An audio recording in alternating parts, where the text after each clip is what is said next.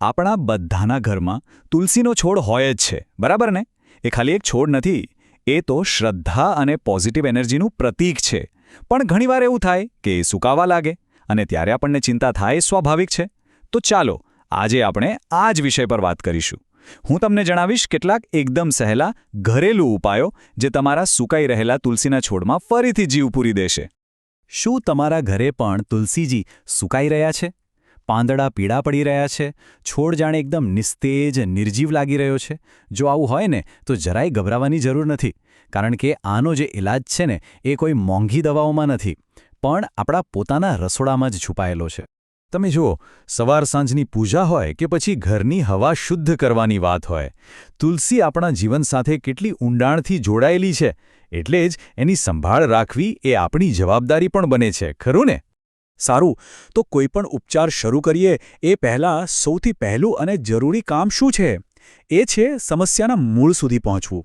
તો ચાલો સૌથી પહેલાં એ જ સમજીએ કે ભાઈ આ તુલસીનો છોડ આખરે સુકાય છે શા માટે? જો તુલસીના છોડની મોટાભાગની તકલીફો છે ને એ વાતાવરણ સાથે જોડાયેલી હોય છે. મતલબ કે જો બહુ ભેજ હોય તો મૂળ સડી શકે છે, અથવા તો જો પૂરતો તડકો ના મળે, હવાની અવરજવર બરાબર ના હોય તો છોડ અંદરથી નબળો પડી જાય છે, અને જ્યારે છોડ નબળો પડે ને ત્યારે જ જીવાતોને હુમલો કરવાનો મોકો મળી જાય છે.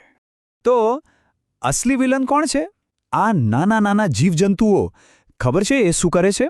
એ પાંદડાની નીચે છુપાઈ જાય છે અને ચૂપચાપ છોડનો બધો રસ ચૂસી લે છે. અને એના કારણે શું થાય? છોડને પોષણ મળતું બંધ થઈ જાય છે અને એ ધીમે ધીમે નબળો પડતો જાય છે. એક કામ કરો, તમારા છોડને જરા ધ્યાનથી જોજો. પાંદડા પર કંઈ ચીકણું લાગે છે કે પછી સફેદ જાળા જેવું દેખાય છે, અથવા તો એકદમ ઝીણા ઝીણા જીવડા ફરતા દેખાય છે? જો આમાંથી કશું પણ દેખાય ને તો સમજી લો કે આપણે સમસ્યાને બરાબર પકડી લીધી છે અને હવે એનો ઉકેલ પણ બહુ દૂર નથી. ઓકે, તો સમસ્યા તો આપણે સમજી લીધી. હવે વાત કરીએ એના ઉકેલની.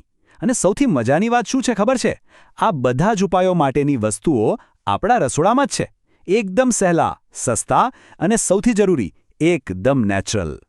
લીમડો એ તો તમને ખબર જ છે, એકદમ પાવરફુલ નેચરલ કીટનાશક છે. એની જે તીવ્ર ગંધ હોય ને એનાથી જીવાતો તરત જ ભાગી જાય છે. અને બેસ્ટ પાર્ટ, છોડને તો સહેજ પણ નુકસાન નથી થતું. હવે બીજો એકદમ સહેલો ઉપાય છે સાબુનો પાણી. આનાથી શું થશે કે જીવાતો પાંદડા પરથી સાફ થઈ જશે.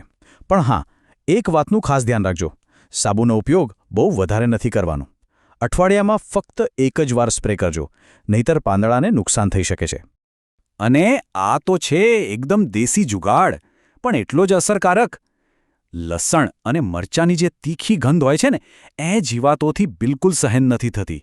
બસ એ તરત જ છોડથી દૂર ભાગી જાય છે. આ એકદમ જોરદાર નેચરલ રિપેલેન્ટ છે. આ ઉપાયો તો આપણા દાદી નાનીના સમયના છે. લાકડાની રાખ અને હળદર, આ બંને વસ્તુઓ ખાલી જીવાતોને જ દૂર નથી રાખતી, પણ એ માટીની ક્વોલિટી પણ સુધારે છે અને જે ફંગસ લાગી જાય ને એને પણ રોકે છે. ખરેખર જૂનું એ સોનું છે. અને આ એક વાત બિલકુલ સાચી કહી છે કે તુલસીને દવા કરતાં વધારે દેખભાળની જરૂર હોય છે. જો જીવાતોને ભગાડી દેવી એ તો ખાલી પહેલું સ્ટેપ છે. છોડને લાંબા સમય સુધી સ્વસ્થ રાખવા માટે એને સતત કાળજીની જરૂર પડે છે. અને આ જ વાત આપણને આપણા નેક્સ્ટ સેક્શન તરફ લઈ જાય છે. ચાલો, તો જીવાતોનું તો આપણે ઉપાય કરી દીધો, પણ હવે શું? હવે સમય છે આપણા તુલસીના છોડને અંદરથી એટલો મજબૂત બનાવવાનો કે ભવિષ્યમાં કોઈ બીમારી એની આસપાસ પણ ના પરકે. તો ચાલો જોઈએ કે કેવી રીતે કરી શકાય.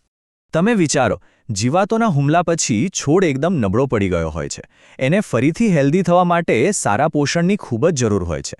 આ બિલકુલ એવું જ છે કે જેમ આપણે બીમાર પડીએ પછી શક્તિ પાછી મેળવવા માટે સારો ખોરાક ખાઈએ છીએ. અને અહીં પણ સારા સમાચાર એ છે કે આના માટે કોઈ કેમિકલવાળા ખાતરની જરૂર બિલકુલ નથી.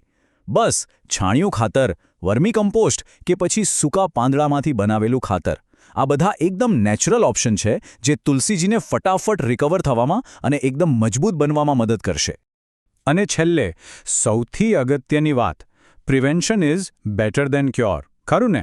જો તુલસીના છોડને પૂરતો તડકો મળે, માપસરનું પાણી મળે અને આસપાસનું વાતાવરણ સ્વચ્છ રહે તો જીવાતો આપોઆપ જ દૂર રહેશે. હંમેશા યાદ રાખજો, એક હેલ્ધી છોડ પોતાની રક્ષા જાતે જ કરી શકે છે. તો બસ, થોડીક કાળજી અને આ એકદમ સહેલા ઘરેલું ઉપાયો અને તમારો તુલસીનો છોડ આખું વર્ષ હર્યો-ભર્યો અને લીલોછમ રહી શકે છે. અને ભૂલતા નહીં કે એક સ્વસ્થ તુલસીનો છોડ ઘરમાં ખાલી સુંદરતા જ નથી વધારતો, પણ સાથે સાથે પોઝિટિવ એનર્જી અને શાંતિ પણ લાવે છે. તો શું કહો છો? આપણા આ પવિત્ર છોડ માટે થોડો સમય કાઢવા આપણે સૌ તૈયાર છીએ ને?